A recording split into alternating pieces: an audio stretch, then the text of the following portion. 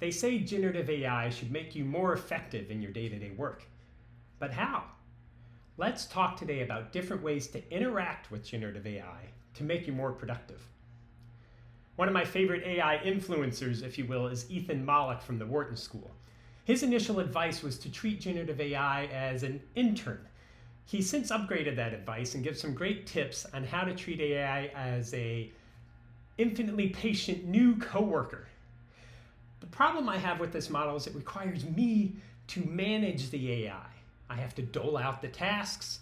I have to make sure those tasks are well defined, usually via some complex prompts.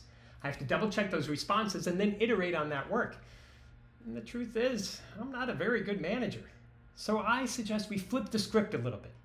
I propose we need AI to act as a chief of staff. A good chief of staff anticipates your needs. A good chief of staff knows your strengths and your weaknesses and adapts to those. A good chief of staff, in the end, makes you a better version of yourself.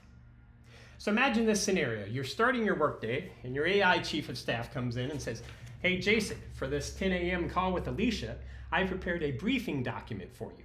I've summarized your recent emails with her, checked out her LinkedIn post to see what's on her mind, and I put together a couple talking points relative to the agenda.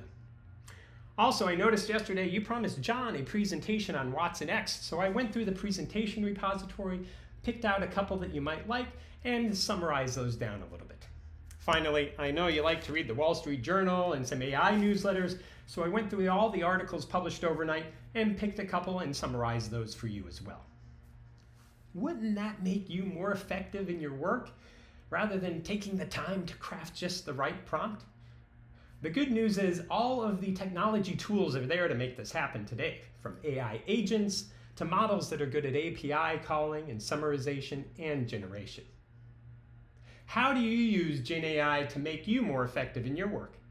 Let me know in the comments below.